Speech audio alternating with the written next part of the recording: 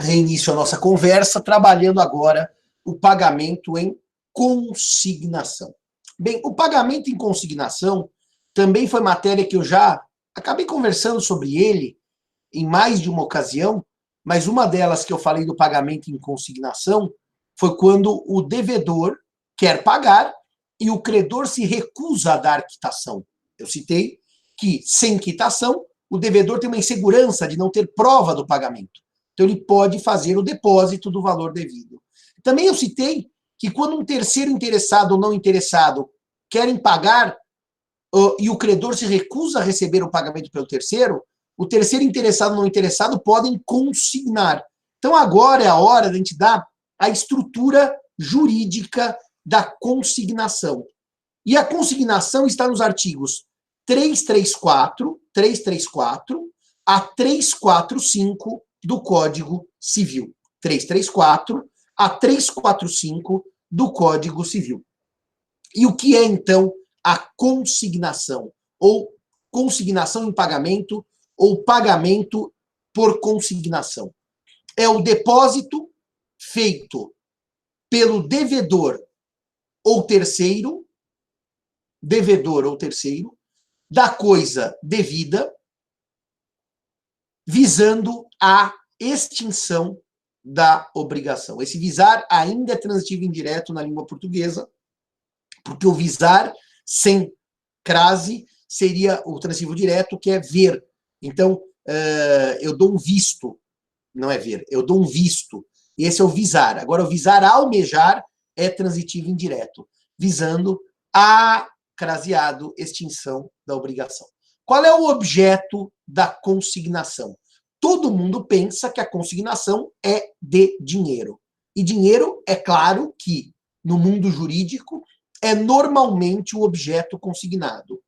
Mas, porém, contudo, entretanto, todavia, podem ser consignados outros bens. Consignar uma obra, consignar uma vaca, consignar um computador.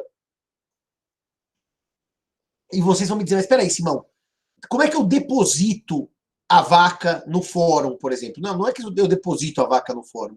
Eu consigno a vaca permanece comigo, até o juiz pode nomear um depositário, se for o caso. Mas eu estou indicando... E por que você consigna uma vaca se a vaca continua com você?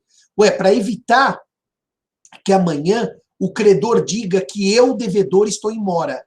A consignação tem essa vantagem. Ela evita debate sobre a mora do devedor. Então, por exemplo, eu acabei o apartamento, eu sou uma incorporadora. Eu vou entregar o Henrique fala assim, Simão, não aceito. Por quê? Ah, não aceito. Não tem nenhuma razão jurídica para isso. Eu, como incorporador, quero me livrar da prestação para que amanhã o Henrique não diga que o Simão atrasou a entrega do apartamento. Então, eu posso consignar um apartamento. Reparem que até bem imóvel pode ser consignado. E qual é, então, a grande vantagem da consignação? A consignação é uma obrigação do devedor? Não. É um dever do devedor? Não. É uma faculdade que o sistema lhe dá. Porque reparem aqui, eu tento pagar o João Pedro Biasi. Ele diz, não aceito e não vou lhe dar quitação. Eu tenho todos os senhores aqui de testemunha, imaginemos que fizéssemos isso por Google Meet, que vão dizer, não, o Simão tentou pagar e o Biasi se recusou imotivadamente. Então, o Simão precisa consignar? Olha, não preciso, porque eu tenho testemunhas de que a mora aí é do credor. Só que a consignação tem uma vantagem, porque ela vai liberar o devedor da prestação. Então, na verdade, meus amigos, ninguém é obrigado a consignar dinheiro, boi, computador ou obra. Mas é uma faculdade que evita um debate sobre eventual mora do devedor. E, aliás, o juiz pode reconhecer que o não pagamento é imputável ao credor e aplicar ao credor as penalidades da mora do credor, do artigo 400 do Código Civil, que vai ser trabalhada oportunamente.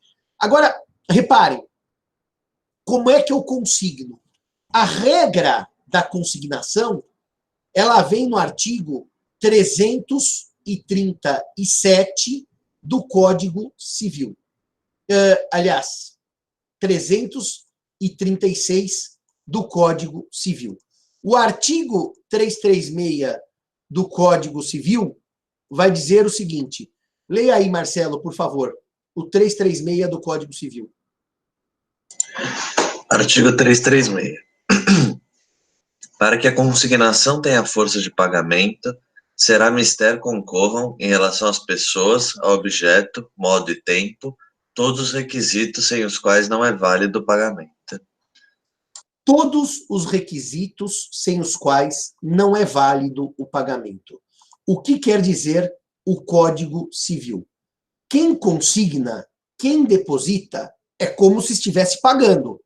Então, ele tem que pagar com relação às pessoas. Claro, se eu consignar para quem não é credor, por exemplo, o pagamento não me libera, porque quem paga, quem não é credor, também o pagamento não libera.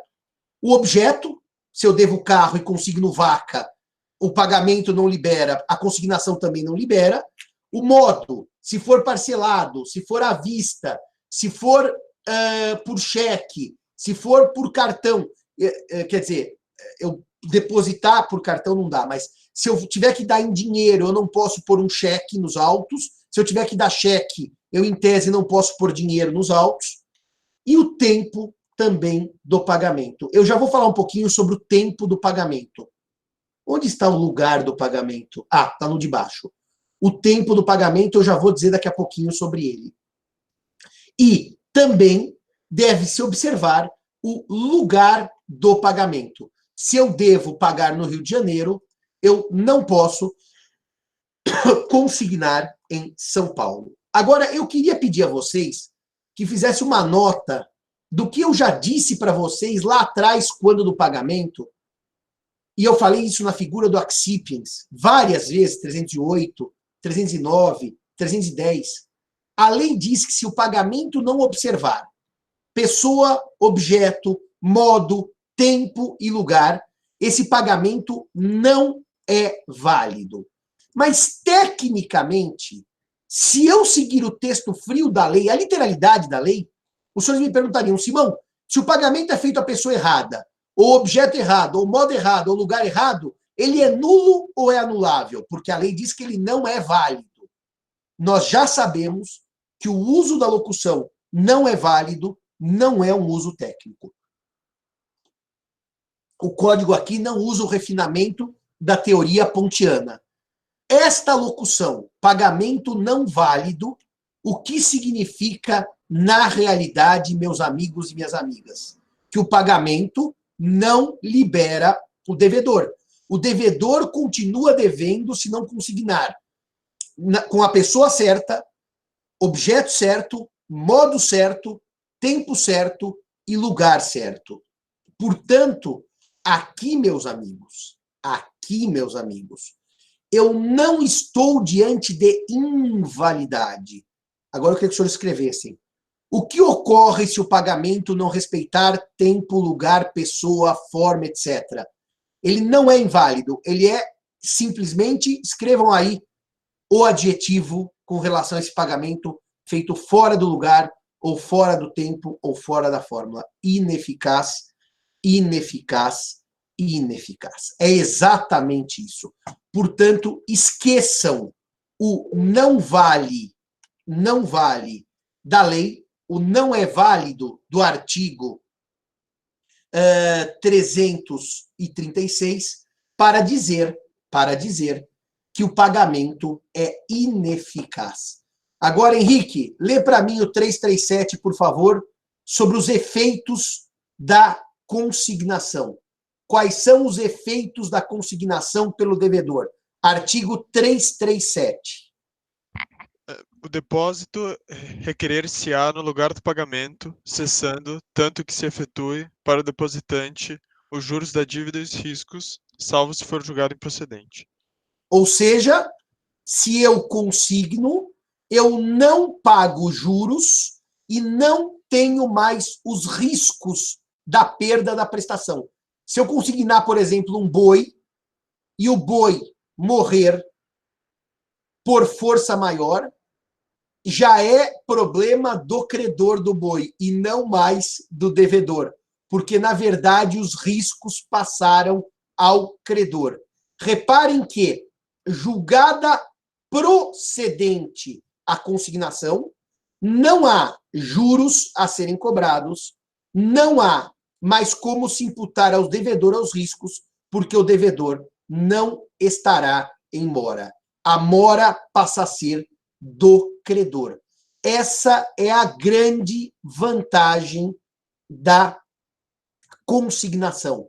O credor é que estará em mora e não o devedor. Os riscos passam a ser do credor. Agora, senhores, senhoras e senhoritas, nós temos um problema que é o tempo do pagamento. E eu explico por que nós temos um problema. Simão deve a Bruna R$10.000 para pagar em uma única prestação em São Paulo no dia 10 de maio. Hoje ainda é dia 7. Chega o dia 10 de maio, Simão vai pagar a Bruna os R$10.000 e Bruna diz assim, não vou lhe dar a quitação. Por quê? Porque eu não quero. Eu quero, na verdade, dizer que você não me pagou, assim eu ainda ganho juros e multa nas suas costas. Eu digo, Bruna, eu quero te pagar. E ela diz, não recebo. Reparem que eu não consegui pagar no dia 10. Se eu consignar no dia 11, que é o dia seguinte, em tese, eu desrespeitei o texto do artigo 336 do Código Civil, que exige que o pagamento seja feito no tempo devido, sob pena, que exige que a consignação seja feita no tempo devido, sob pena de ineficácia da consignação. E aí, meus amigos, aí nós temos uma questão interessantíssima. A lei não traz o tempo. Ela só diz assim, consigne no tempo, porque senão você estará em mora. É óbvio que aqui, na prática, tem que se dar uma tolerância ao devedor para que ele tenha um tempo lógico para conseguir fazer essa consignação. Porque ele muitas vezes vai precisar procurar um advogado, etc. Então, me parece que para que não haja discussão sobre o tempo do pagamento, a consignação deveria ocorrer num tempo pequeno, num tempo de 30 dias, no máximo 60 dias, para evitar que ele também se valha depois daquela situação como uma forma de procrastinar o pagamento. Agora, eu digo isso para os senhores, mas tecnicamente eu fico pensando, vou dividir com vocês uma angústia que eu tenho aqui. O credor se recusou a dar a quitação. A Bruna disse, não vou dar quitação, Simão. Bom, se a Bruna não vai dar quitação, a mora é dela. Então, em tese, eu poderia consignar muito tempo depois, desde que eu fizesse a prova de que a mora era da Bruna. Então, no fundo, o tempo do pagamento aqui, ele acaba sendo um requisito que não vai gerar uma questão prática, porque, efetivamente, supondo que eu consigne um ano depois do vencimento, não em 10 de maio de 2020, mas em 10 de maio de 2021. E eu tenho testemunhas de que eu só estou pagando agora porque a Bruna não quis me dar a quitação. Então, a mora é da Bruna. Reparem, no fundo, o devedor que consignar com muito tempo depois, muito tempo depois da data, ele, em tese, não tem nenhuma punição jurídica, nenhuma consequência jurídica, porque, na verdade, ele prova, se o credor resistir, que a mora era do credor. Então, eu, sinceramente, não consigo ver prazos como úteis aqui no debate jurídico. Eu estava pensando nisso outro dia. Marcelo, também eu queria que você anotasse essa questão para eu lançar no Código Civil comentado. Você concorda com isso, Marcelo? Ou você tem alguma dúvida? Eu concordo, e até porque para a consignação você precisa provar a existência do credor em que recebeu o pagamento. Né? Se você não conseguir provar isso, a consignação é improcedente. É por isso que o Gabriel pergunta, pode consignar antes do vencimento? Só se eu tentei pagar e o credor não aceitou. Porque como o termo existe em favor do devedor, O devedor pode procurar o credor 15 dias antes e falar, vim pagar. O credor diz, não aceito, só no termo. Então, eu consignaria porque é meu direito pagar antes do termo. Mas eu tenho que ter uma resistência do credor, tá, Gabriel? Para consignar antes do pagamento. Porque realmente o Marcelo tem razão. Se o credor não resistir, por que eu consigno? É inútil a consignação. Eu poderia me valer do pagamento direto. É isso, Bruna? Estamos de acordo com isso? Professor, eu estava pensando nos casos em que a consignação, na verdade, por exemplo, o pagamento pode se dar por depósito em conta, por exemplo. Aí a pessoa fala, não vou dar quitação. Só que aí, nesse caso, a quitação é completamente inútil. Então, aí, nesse caso, não justificaria o devedor esperar tanto para pagar. É que, Bruna, quando a gente faz depósito em conta, normalmente o contrato autoriza, certo? E quando o contrato autoriza, por óbvio que daí a prova do pagamento é o próprio depósito, tá? Daí a quitação escrita, ela é desnecessária por força do contrato, que autorizou. Isso era muito comum no tempo... Aliás, isso é muito comum até hoje na locação, em que haja uma autorização contratual para depósito na conta. Às vezes é de um locador, às vezes são 2 locadores, e daí o depósito equivale ao pagamento e direto, não é consignação, e daí, evidentemente, que a quitação se dá por simples prova do depósito. Agora, meus amigos e minhas amigas, eu quero fazer uma nota com vocês que o sistema autoriza a chamada consignação extrajudicial. E a consignação extrajudicial, ela está hoje no artigo 539 do CPC de 2015. E essa quitação, essa consignação, ela é possível para... Eu vou ler para vocês o artigo 539. Aliás, o 539 diz assim, ele vai tratar no caput da consignação em geral, e no parágrafo 1º, e no parágrafo 2º, e no parágrafo 3º, e no parágrafo 4º da chamada consignação extrajudicial. Então, o CPC admite a chamada consignação extrajudicial para as hipóteses dos seus parágrafos 1º, 2º, 3º e 4º do artigo 539. A consignação de coisas é necessariamente judicial. A consignação de dinheiro pode ser extrajudicial. Então, tratando-se de obrigação em dinheiro, poderá o valor ser depositado em estabelecimento bancário oficial onde houver. Fábio, você está me ouvindo? O Fábio é meu orientado de mestrado, que é juiz. Está me ouvindo, Fábio? Sim, pois não. Bom dia, Fábio. Tudo bem com você? Bom dia. Qual é o estabelecimento bancário oficial que São Paulo considera para fins de consignação extrajudicial? A Caixa e o Banco do Brasil ou só o Banco do Brasil, Fábio? Extrajudicial, eu confesso que é raro, de fato, eu não sei essa informação, mas o judicial é o Banco do Brasil. É o Banco do Brasil. Então, a mesma vale para o extra, viu, Fábio? É o Banco do Brasil só. Eu tenho uma impressão, eu não sei responder por quê, que no tempo, Fábio, que tinha o Banespa, que era o Banco Estadual, era lá. Depois foi para a nossa Caixa, nosso banco. Era lá. Só que agora o Banco do Brasil incorporou as operações, inclusive de pagamento da folha do funcionalismo público. Então, eu vou até o banco, preencho um formulário que tem no próprio banco e consigno o valor, deposito o valor no banco, abre-se uma conta em nome do credor.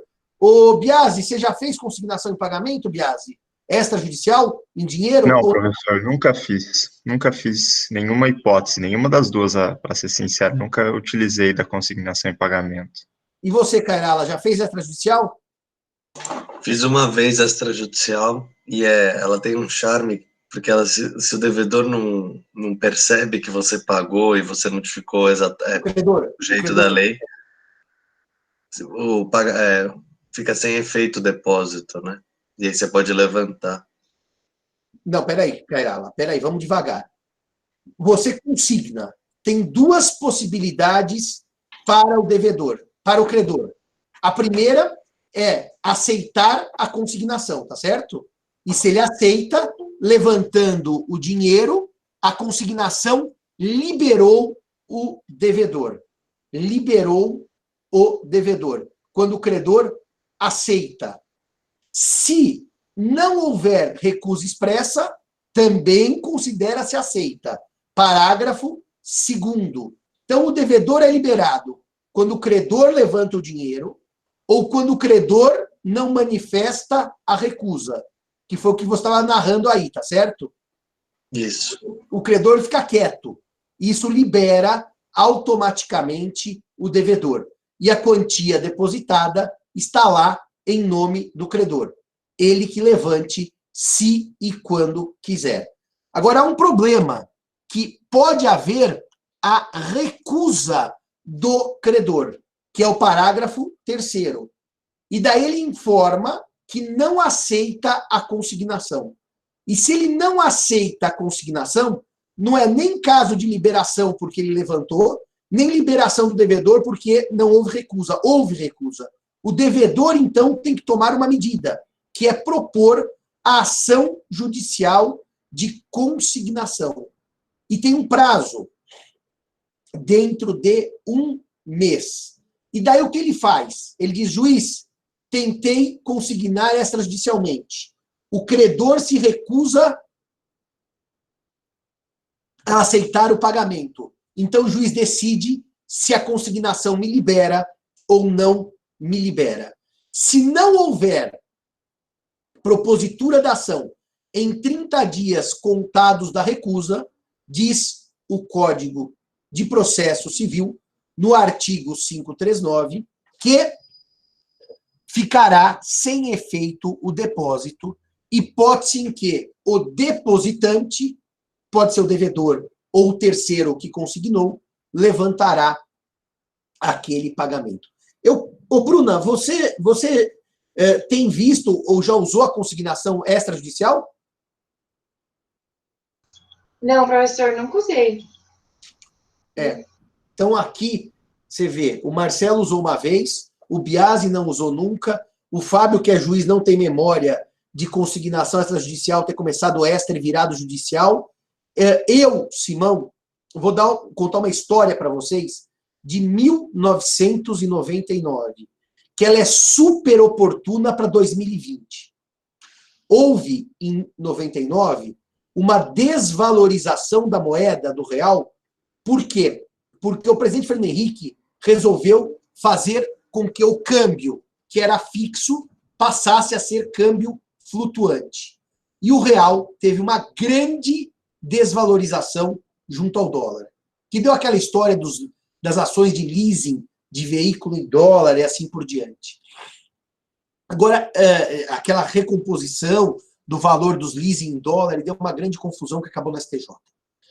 O meu pai, pela empresa, tinha um contrato, vejam isso, com a Xerox do Brasil, porque ele fazia aquelas plantas em máquinas de Xerox enorme para projetos de engenharia, e ele pagava o leasing da máquina de Xerox, vamos dizer, naquela época, R$500 por mês, só para dar um número qualquer.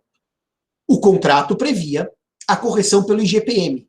Não havia nenhuma relação com dólar. Aliás, nem poderia haver, porque a Xerox é brasileira, meu pai é brasileiro.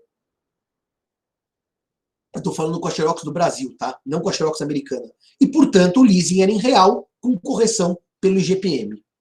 No mês em que houve essa desvalorização do real, a Xerox, ouve essa, Marcelo, João, Bruna, Henrique e todos que estão aí nos ouvindo, manda uma carta para o meu pai, dizendo assim, a partir do mês que vem, você não deve mais R$500 por mês.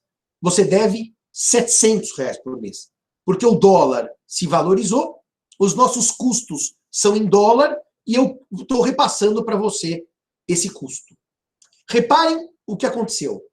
O meu pai fez uma notificação em resposta dizendo, o contrato é em real, a correção é em real, o dólar para esse contrato é irrelevante. Vou continuar pagando R$500 até que acabe o ano, haja incidência do IGPM, e daí eu vou pagar corrigido pelo IGPM. A Xerox disse, não, o senhor vai pagar R$700, porque ela emitiu o boleto de R$700. O que eu fiz? Fui ao banco, na época era o Banespa, e consignei R$500, que era a prestação para o meu pai. E no mês seguinte, consignei R$500, que era a prestação do meu pai. E no terceiro mês, consignei R$500, que era a prestação do meu pai. Qual foi a reação da credora Xerox? Ela simplesmente, todo mês que eu depositava, ia lá e levantava os R$500. No fundo, o que a Xerox fez foi uma conduta desleal para dizer assim, se algum trouxa pagar 700, eu fico feliz que eu recebi 700. Quem resistir aos 700, eu sei que eu estou errada de cobrar 700. Eu continuo recebendo 500. Então, no fundo, foi uma análise oportunista que a Xerox fez, tentando lucrar em tempos de crise. No caso do meu pai, o que aconteceu? Simplesmente por mais de ano, eu depositei aquele valor, a Xerox ia e levantava, ela simplesmente parou de emitir os boletos para R$700, porque depois que viu que meu pai tinha resistido, ela acabou fazendo isso, acabou o contrato, devolvemos a máquina, como em todo o leasing, e eu falei para meu pai, não renove com a Xerox, busque outra alternativa, porque eles são uns filhos da mãe. Dito isto, eu expliquei a consignação extrajudicial. Diga.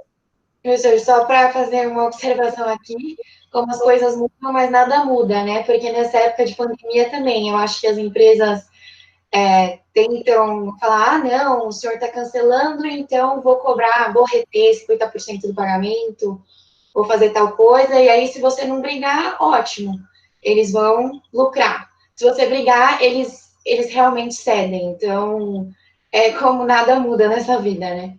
Então, Chacrinha tinha razão. Nada se cria, tudo se copia, né, Bruna? Ou Lavoisier tinha razão. Nada se cria, tudo se transforma. Mas é exatamente isso. O tempo passa e o oportunismo prossegue. E o oportunismo prossegue. Vamos para as hipóteses que o código prevê de consignação. A primeira hipótese que o código prevê de consignação, eu nem vou abrir o código, eu vou abrir direto aqui o meu resumo, as minhas anotações de aula, o meu roteiro de aula. A primeira hipótese que o código prevê de consignação é se o credor não puder, ou sem justa causa, recusar a receber o pagamento ou dar a quitação. Essa é uma hipótese em que o credor deveria ir buscar o pagamento. Aliás, o devedor deveria levar o pagamento ao credor. Portanto, nós temos mora do credor em obrigação portável. Portável porque o credor se recusa a receber o pagamento ou dar a quitação. E por que a lei diz sem justa causa? Ora, se o credor tem crédito de 1.000 e o devedor quer pagar 800, menos do que deve, o credor tem justa causa para não receber o pagamento ou não dar a quitação. Se o devedor tem que pagar em dinheiro e o devedor insiste em pagar em cheque, o credor tem justo motivo para não dar a quitação. Portanto, a consignação vai ser julgada procedente se o credor, sem justo motivo, se recusa a receber o pagamento ou dar a quitação. É a hipótese de mora creditores em dívida portável. Mora creditores em dívida portável, em obrigação portável.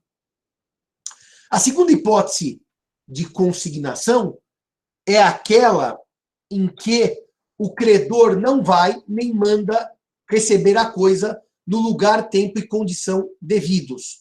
Ou seja, aqui o credor iria até o devedor. Se o credor iria até o devedor paga no seu domicílio. Portanto, aqui estamos diante de dívida quesível. É a mora do credor na hipótese de obrigação quesível. Essas duas hipóteses permitem a consignação. A terceira hipótese que permite a consignação são os motivos referentes ao credor. Então, a primeira situação em que eu posso consignar, por motivo referente ao credor, se... Olha aqui, faltou o R no meu resumo. Se o credor for incapaz de receber. Porque se o credor é incapaz e o pagamento é feito a ele diretamente, nós já estudamos o artigo 310 do Código Civil, que o pagamento não libera o devedor. O devedor não pode pagar diretamente ao credor incapaz de quitar. Então, eu chego para pagar a minha dívida. Quem está lá? O meu credor. Quantos anos tem o meu credor? 15. Eu digo, papai está aí para outorgar quitação? Não. Mamãe está aí para outorgar quitação? Não. Eu pago? Não, porque o pagamento seria ineficaz. Eu consigno se não tiver lá o representante legal do incapaz que possa dar a quitação. A segunda razão relativa ao credor é se o credor for desconhecido. Porque se o credor for desconhecido, eu tenho que pagar. Um dia, há muitos anos, eu recebi um e-mail de um sujeito que dizia assim: professor Simão, eu sou inquilino de um imóvel. Tá. Professor Simão, a locadora é uma velhinha que faleceu. Tá. Eu achei que viesse a pergunta dele na terceira frase do e-mail. Como é que eu pago? Eu ia responder: você paga aos herdeiros. E se os herdeiros são desconhecidos, você consigna em juízo. E ponha, em nome de fulano de tal, pessoa desconhecida. Mas, Simão, por que eu vou depositar se eu nem sei quem é a pessoa? Ué, para evitar que amanhã se impute a minha mora. Mas alguém faz isso no Brasil? Alguém faz isso no Brasil? O herdeiro é desconhecido, eu vou lá e deposito? Pelo contrário, as pessoas falam assim, que eu vou depositar nada. Tanto que a pergunta desse sujeito para mim era: a locadora morreu, tá. Eu devia pagar aluguel e não sei para quem pagar, tá. Terceira pergunta: quanto tempo vai demorar para eu usucapiar o imóvel? Quer dizer, o locatário estava preocupado em virar dono do imóvel e levar vantagem, e não em realizar o pagamento. Mas, se o credor é desconhecido, o devedor tem a faculdade, sim, de consignar o pagamento para evitar o debate sobre eventual mora sua como devedor. Alguém faz isso na prática? Ninguém faz isso na prática. Aliás, não é bem esse caso que acontece, mas vamos prosseguir aqui, depois eu falo de um aliás. A terceira hipótese relativa ao credor é se o credor for declarado ausente. Aqui existe um problema jurídico que é a ausência em sentido jurídico? Vamos ver o que diz o texto da lei. O texto da lei diz que a consignação terá lugar, artigo 335, se o credor for declarado ausente. Agora, eu lanço uma pergunta que eu fiz aqui no meu Código Civil comentado. A ausência em sentido jurídico, artigos 22 e seguintes do Código Civil, vai gerar a nomeação de um curador para cuidar dos bens do ausente.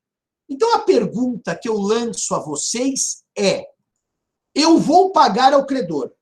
O credor está ausente no sentido jurídico da palavra. Tem uma decisão reconhecendo a sua ausência. E a nomeação de um curador.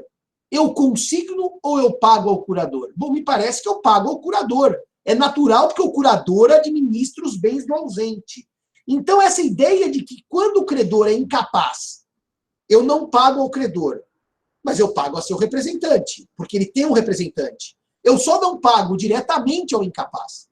No mesmo sentido, eu não pago ao ausente, porque o ausente fisicamente não está presente. Mas ele tem um curador. Então, eu pago para o curador e não consigno.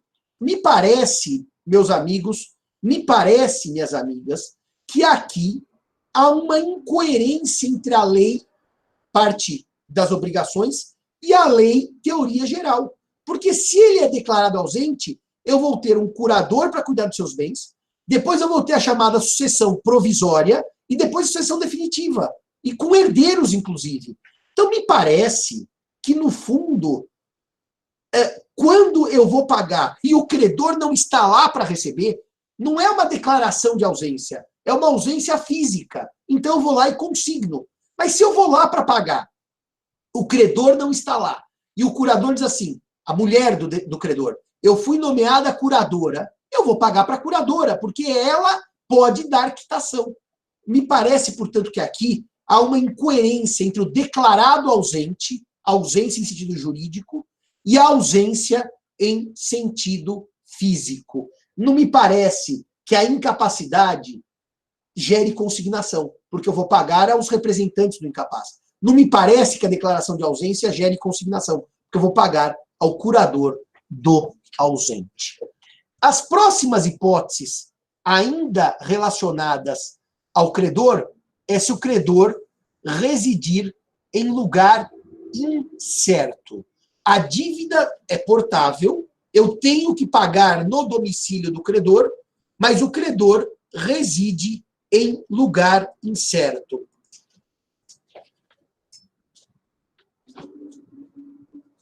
Nesses tempos pandêmicos, né, eu escrevi aquele meu texto sobre os contratos em tempo de pandemia, e eu citei O Amor nos Tempos do Cólera, do Gabriel Garcia Marques.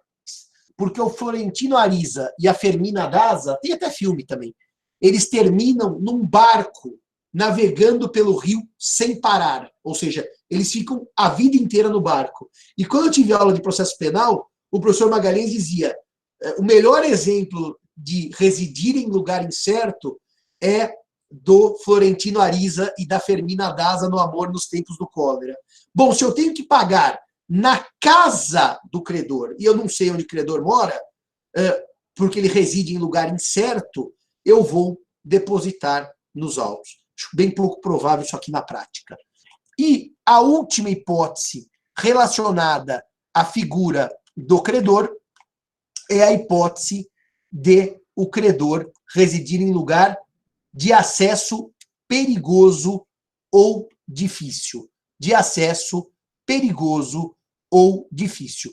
É o teor do inciso 3º do artigo 335 do Código Civil. Mas, Simão, se o credor reside em lugar perigoso ou de difícil acesso, você lá atrás disse para a gente, 329 do Código Civil, que o devedor pode pagar em lugar diverso do contratado. Sim, o devedor terá duas possibilidades. Se valer do 329 e pagar em lugar diverso do contratado, ou se valer do 335 e pagar por meio da consignação. O sistema vai dar duas possibilidades ao devedor. A do 329, pagar em lugar diverso do contratado. Olha como é bonitinho ter todo o Código Civil aqui em artigos, porque isso facilita a minha vida. Pagar em lugar diverso do contratado ou se valer da faculdade do artigo 335, inciso 3º, que é a consignação em pagamento.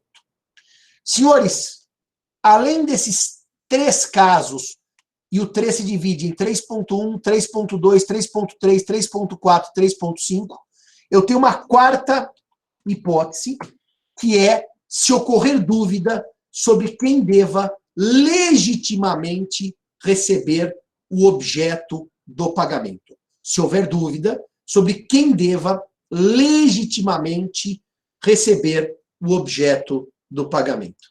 Agora, Fábio, eu te pergunto, você que é juiz, já viu na prática consignação por conta de herdeiros que estão brigando por herança e o credor do falecido fala, vou depositar, e os 2 que se virem, ou os 3 que se virem, ou os 10 que se virem? Já viu consignação nesse sentido, não? Tá aí, Fábio? Desculpa, professor, cortou aqui a pergunta. Poderia repetir? Não... Sim. Você já viu consignação porque há dúvida sobre quem deva legitimamente receber o pagamento? Briga de herdeiro, por exemplo? Que todos os herdeiros querem o crédito, o credor consigna e deixa eles se virarem. Já viu isso na prática? Briga entre herdeiros eu nunca vi, mas eu já vi sobre dúvida de quem receber, principalmente com relação a discussões de propriedade. Ou seja, eu me digo proprietário, você se diz proprietário, e daí a gente acaba brigando e o locatário do imóvel depositando os autos e diz o Simão e o Fábio que se virem, né? Exatamente, principalmente em locação. Que isso exatamente, a locação é o maior caso, Fábio. Você quer ver um caso que é comum? Um herdeiro impugna o testamento, tá? E diz, não é do meu primo esse imóvel, é meu, porque eu sou herdeiro facultativo, na vocação hereditária o testamento é nulo. E daí, o que acontece nesse processo? Ele é muito interessante, gente, que esse processo tem uma peculiaridade, tá? Fábio e Simão estão brigando pela casa, propriedade. Que, aliás, também tem um inciso seguinte, que é o próximo, já vou até lançar para vocês, assim já ficou respondidas as 2 questões. Fábio e Simão estão discutindo sobre a propriedade da casa. Fábio de ser dono e Simão de ser dono. Cairala é locatário da casa. O que o Cairala faz quando pende litígio sobre o objeto do pagamento? Ele vai lá, ele consigna o dinheiro e diz assim, não sei se pago para Simão ou para Fábio. Aliás, se pagar para um dos 2, posso estar pagando mal e ter que pagar 2 vezes. Vou consignar. Ele consigna, Fábio diz, eu sou credor. Simão diz, eu sou credor. O Cairala sai do processo, não participa mais do debate, ele está exonerado e o juiz decide se Fábio recebe ou se Cairala recebe. Ou se Simão recebe. Cairala, que era o devedor, sai do debate porque, para ele, a consignação produziu efeitos. É o caso de briga sobre quem seja herdeiro, por exemplo, ou quem seja proprietário, por exemplo. Esses 2 casos, na prática, abrem consignação. O credor é incerto, ou a coisa tem a propriedade debatida, pende litígio sobre ela. Nós vamos discutir isso da seguinte maneira. O devedor consigna e o credor A e o credor B que briguem entre si e que se virem. O Ramsés pergunta, no caso de pandemia, é exatamente um problema de lugar? Sim, pode ser um problema de lugar. Vou te dar um exemplo simples. Certos lugares, a pandemia já foi debelada e, portanto, acabou a quarentena. Certos lugares, a pandemia não foi debelada. Eu tenho o risco de contrair o vírus. Aliás, eu não sei se o senhor chegaram a ver, Arthur, chegaram a ver o que aconteceu em Santa Catarina com o fim do confinamento, os casos de morte duplicaram e de contaminação triplicaram. Mas vamos dizer que eu deva e eu pago em Lisboa. Lisboa hoje já está com as medidas restritivas sendo liberadas, as medidas. Aí eu posso pagar em Lisboa tranquilamente. Agora, vamos supor que eu tenha que pagar numa cidade em que está, como Manaus, o pico da pandemia. Eu consigno ou eu pago em lugar diverso, invocando o artigo 329 do Código Civil. Simão, é possível na ação consignatória discutir validade de cláusula contratual? Vamos supor que eu deva para a Bruna. E o contrato diz que se o Simão não pagar a Bruna, ele paga juros de 100% ao mês. E eu entendo que esses juros são abusivos, que o limite legal é de 1% ao mês. Eu posso consignar a dívida com juros de 1% ao mês, debatendo a abusividade dos juros de 100% ao mês? Posso debater isso. Há orientação pacífica no STJ que, em sede de ação consignatória, é possível se discutir validade de determinada cláusula. Se o juiz considera a cláusula inválida, segue o que disse o devedor. Se considera válida, o devedor depositou a menos e, portanto, a consignação será julgada improcedente. Bem, meus amigos, bem, minhas amigas, era isso que eu tinha para trabalhar com vocês com relação à consignação em pagamento. Lembrando a todos e todas que, quando começarem a advogar, estagiar ou cuidar dos interesses familiares, que se a dívida for de dinheiro, a consignação extrajudicial, artigo 539 do CPC, é útil, é prática, é rápida, e o professor Simão vivamente recomenda este tipo de consignação. Dito isto, acabei a 7ª e penúltima forma de pagamento indireto. E, portanto, falta apenas a derradeira, a última forma de pagamento indireto. E, com a última forma de pagamento indireto, eu acabo o pagamento e começo o inadimplemento, que é o último tema do nosso curso. Trabalhamos as modalidades das obrigações. Dar, fazer, não fazer, divisível, indivisível e solidária. Trabalhamos a transmissão das obrigações, cessão de crédito e assunção de dívida. Trabalhamos o pagamento direto. Solvens, quem paga. Accipiens, quem recebe. Objeto do pagamento. Quitação, tempo e lugar do pagamento. Trabalhamos o pagamento indireto. Novação, confusão, remissão, blá, blá, blá. Falta a compensação. Acabando a compensação, começamos o chamado inadimplemento. 4º e último tema do curso de obrigações. E aí, meus queridos, é finita a guerra. Na aula que vem, começamos com a compensação, se Deus quiser. Um abraço a todos, um abraço a todas, e que Deus nos dê forças para suportar mais esse maio de quarentena. Até lá, se Deus quiser. Tchau, tchau, meus amigos. Boa semana a todos. Até mais.